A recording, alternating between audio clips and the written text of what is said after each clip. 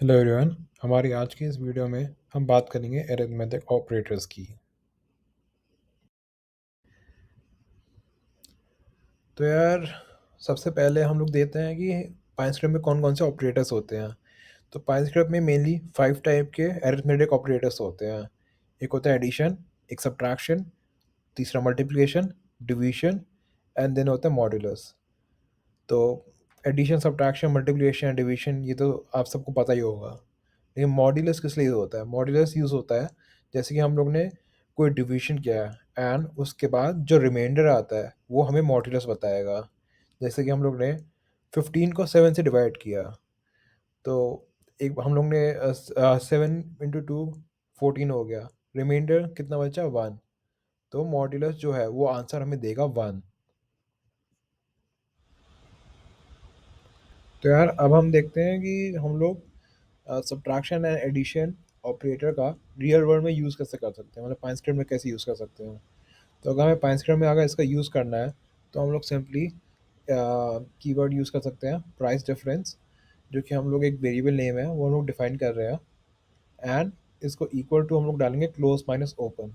तो क्लोज जो है वो कैंड जो भी हमारे ट्रेडिंग व्यू में जो कैंडल का क्लोजिंग जो होगा वो नोट करके, जो जो भी कैंडल में जो क्लोजिंग हुई है, सपोज हम निफ्टी 50 में ट्रेड कर रहे हैं एंड जो कैंडल की जो क्लोजिंग हुई है वो सपोजली 22,000 पे कहीं पे हुई है, तो फिर ये क्लोजिंग वैल्यू जो है वो 22,000 कैंडल की क्लोजिंग वैल्यू सेट कर देगा।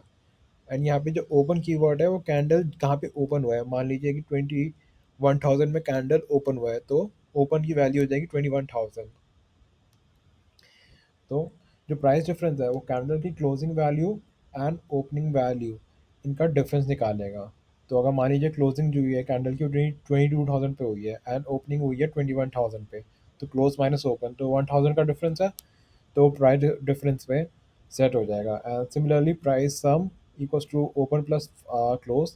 प्राइस सम हम लोगों ने खुद एक वेरिएबल हम लोगों ने डिफाइन किया है एंड ओपन, जैसे कि मैं पहले ही बता चुका हूँ, एक कीवर्ड है जो कि कैंडल की ओपनिंग की वैल्यू बताता है एंड क्लोजिंग की वैल्यू क्लोज कीवर्ड जो है वो बता रहा है। तो हम लोगों ने प्राइस सम में ओपन प्लस सम डिफाइन करके सेट कर दिया है। इसके बाद आता है मल्टीप्लिकेशन एंड डिवीजन। तो मल्टीप्लिकेशन हमें अगर डिफाइन करना होता है तो इसके लिए हम लोग ऑपरेटर यूज़ करेंगे स्टार साइन का। आप देख ही सकते हो price product equals to open star close, मतलब कि ओपन जो है वो क्लोज के साथ मल्टीप्लाई होगा। एंड अगर हमें डिवाइड करना होता है तो हम यूज़ करेंगे स्लैश साइन का। तो आप देख सकते हो प्राइस क्वेश्चन हम लोग ने एक वेरिएबल डिफाइन किया है, इसको equal to close slash open, मतलब कि क्लोज को हमें ओपन से डिवाइड करना है।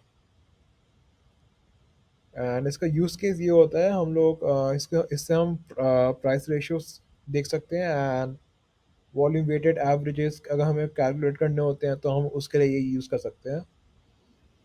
इसके बाद हम लोग आ जाते हैं मॉड्यूलस ऑपरेटर पे।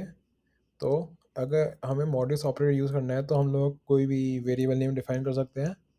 तो इस केस में हम लोग ने यूज़ किया रिमेंडर वेरिएबल नेम डिफाइन किया एक, एंड इसको हम लोग ने equal to close percentage open. तो मॉड्यूलस ऑपरेटर को यूज़ करने के लिए हम लोग परसेंटेज साइन का यूज़ करते हैं।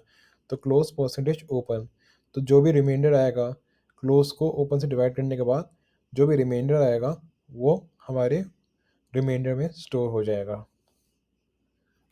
एंड जो मॉड्यूलस ऑपरेटर है ये हम लोग मोस्टली पीरियोडिक इवेंट्स को स्टोर करने के लिए यूज़ करते हैं। ये है एक हमारा सिनेरियो हो सकता है, यूज़ के सिनेरियो।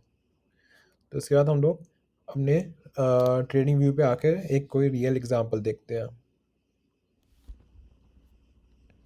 तो अब हम आ जाते हैं हमारी ट्रेडिंग व्यू की स्क्रिप्ट पे।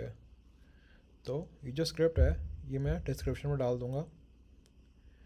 तो सिंपली हम लोग ट्रेडिंग व्यू पहले सबसे आपको खोल देना है, फिर उसके बाद पाइन एडिटर में जाना है एंड जो मैंने स्क्रिप्ट आपको दी है डिस्क्रिप्शन में उसको आपको पेस्ट कर लेना है।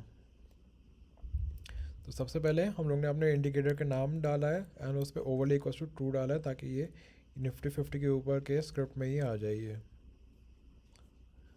उसके बाद हम लोग ने 4 वेरिएबल्स डाले हैं, opening price, closing price, high price, लो प्राइस। ओपनिंग प्राइस जो है वो कैंडल की ओपनिंग वैल्यू स्टोर कर रहा है, closing price close, then high and low store कर रहे हैं। उसके बाद आ जाते हैं हम लोग प्राइस डिफरेंस, जो हम लोग ने वेरिएबल डिफाइन किया है। तो प्राइस डिफरेंस कैंडल की closing price and opening price के बीच का डिफरेंस अपने अंदर स्टोर करेगा। प्राइस सम दोनों की क्लोजिंग एंड ओपनिंग प्राइस को अपने अंदर स्टोर करेगा। एंड प्राइस प्रोडक्ट जो है वो opening price and closing price को मल्टीप्लाई करेगा।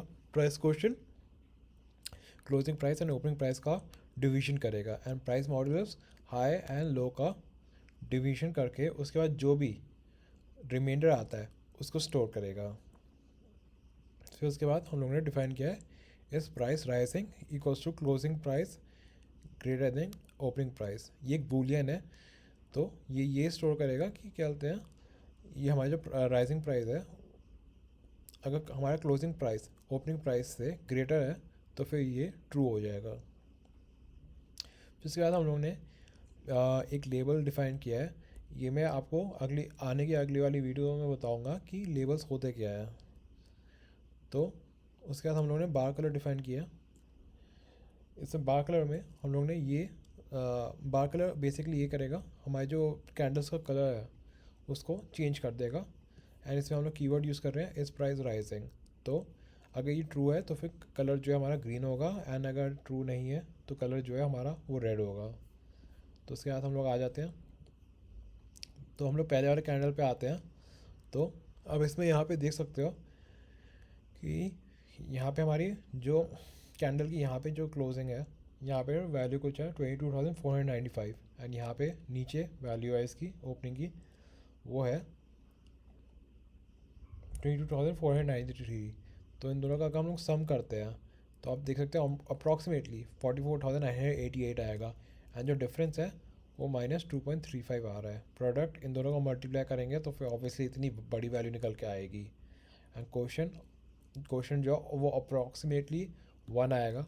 एंड मॉडुलस जो भी इन दोनों को डिवाइड करके जो वैल्यू बन रही है उसका रिमाइंडर, जो कि अप्रॉक्सीमेटली 3.3 आ रहा है इस केस में। यहाँ पे आप देख सकते हैं 3.15 आ रहा है, यहाँ पे 6.15 आ रहा है। एंड पहले आप देख सकते हो यहाँ पे आ रहा है 471, मतलब कि जब भी जो डिवीजन हुआ है उसके बाद जो रिमाइंडर आया है वो कुछ अप्रॉक्सीमेटली 471 आया है। तो मैं उम्मीद करता हूँ कि आपको ये वीडियो समझ आई होगी। एंड अगर आपको कोई भी डाउट है आप मुझे कमेंट सेक्शन में पूछ सकते हो। धन्यवाद।